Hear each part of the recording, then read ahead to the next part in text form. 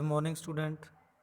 बेटा जैसा कि आज आपने ऑन द फेस वीडियो जो आपने देखी होगी सुनी होगी, इससे आपको इस चैप्टर के बारे में पता चल गया होगा। बेटा आज इसके मैं लॉन्ग क्वेश्चन आपके साथ डिस्कस करने जा रहा हूँ। इसमें एक है बेटा question number 6, Derry and mister Lamb both are victim of physical impairment but much more painful for them is the feeling of loneliness comment.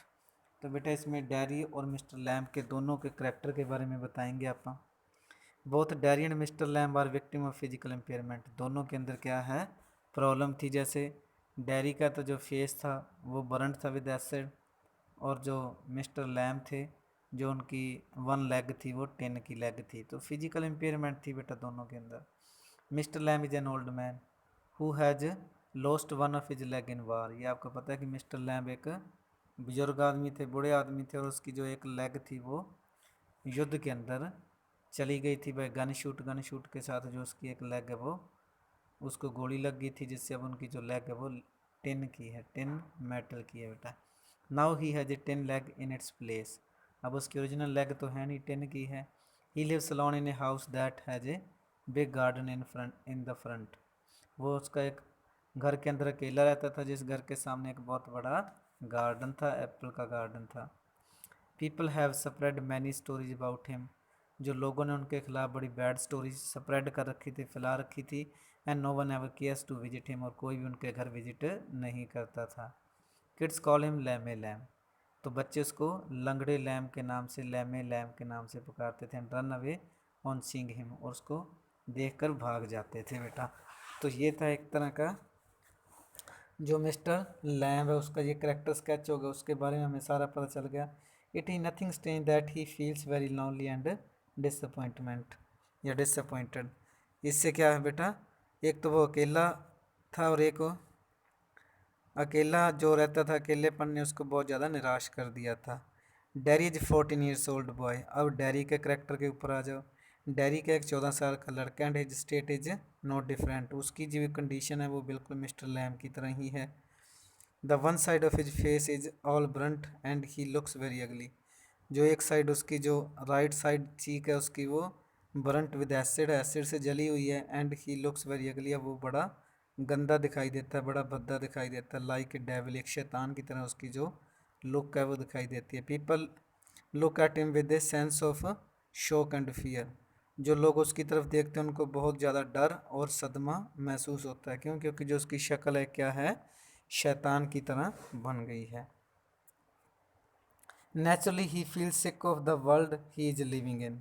अब वो भी जो संसार के अंदर रहता है वो उससे बहुत ज़्यादा दुखी है। Thus we see that both of Derry and Mr. Lamb, the feeling of loneliness is more painful than their physical impairment. दोनों क्या है, अपने अकेलेपन से ज़्यादा दुखी हैं, ना कि वो जो उनको फिजिकल प्रॉब्लम है उससे। The pain of physical impairment is almost a thing of the past, but the mental pain of loneliness praise upon them every moment of their life. जो फिजिकल मूवमेंट है उससे तो उनको पीड़ा इतनी नहीं होती, लेकिन जो मेंटली पेन उनको अकेलेपन में महसूस होती है वो उनको ज़्यादा परेशान करती है। तो बेटा ये था डैरी और मिस्टर लैम्ब की स्टोरी के बारे में। और एक क्वेश्चन बेटा और करेंगे इसका कि optimism in one's attitude helps deal with all the challenges in life. Optimism क्या होता है बेटा? आशा, उम्मीद। जो किसी की लाइफ के अंदर आती है तो उसकी लाइफ को जो चैलेंज होते हैं उनको सॉल्व करने के अंदर, उनको पॉजिटिव एटीट्यूड देने के अंदर मदद करती है। Prove the statement by referring the character mister lamb upon the chapter on the face of it. जो मिस्टर लैम्ब है वो डैरी से को समझाता है, उनको एक उम्मीद देता है। तो इसका चैप्टर के अंदर अपन इसको बताना है। Sorry, on the face of it the story of N old man named mister lamb. ये आपको पता है स्टोरी किसकी है? एक बूढ़े आदमी की जिसका नाम मिस्टर लैम्ब है। He has lost one of his legs in war. ये सारा मैंने आपको बता दिया है। He has a 10 leg in its place. He lives alone in house that a big garden in front. People have spread many stories. ये सारा कुछ मैंने बेटा आपको पढ़ा दिया। Kids call him Lamey Lamb but all these things do not affect him. लेकिन इसका उनके ऊपर कोई ज़्यादा असर नहीं पड़ता। ही रिमेन्स चीयरफुल वह हमेशा खुश रहता है। He has no curtains on his window, उनकी विंडो के ऊपर कोई कर्टेन भी नहीं लगे हुए। The gate of his garden remains open, जो उनके गार्डन का गेट है वो भी ओपन रहता है। All are welcomes to come there, जो भी उनके गार्डन के अंदर आता है वो सभी का स्वागत करता है, किसी को गलत नहीं बोलता। He loves to see natural light and darkness, वो क्या है, नेचुरल लाइट को पसंद करता है और अंधेरे को पसंद करता है, क्योंकि वो अकेला रहता है। ही सीज ब्यूटी एवरीवेयर, वो सभी जगह सुंदरता को देखता है। To the common people bees buzz, but when Mr. Lamb listens to them, he feels they are humming some tune. ये बेटा जो मक्खियाँ होती हैं वो भिन्न बनाती हैं, आवाज़ निकालती हैं, तो मिस्टर लैम्ब उनको सुनते हैं और दे आर ह्यूमिंग, वो कहते हैं कि वो अपनी मस्ती के अंदर गाना गा रही हैं। To him flowers, trees, herbs, weeds etcetera all are living things, उनके अकॉर्डिंग ये सारी चीज़ों के अंदर लिविंग थिंग हैं ये। All the things show his optimism towards life, ये सारी चीज़ें क्या है, मिस्टर लैम्ब को वो लाइफ की उम्मीद जगाती हैं।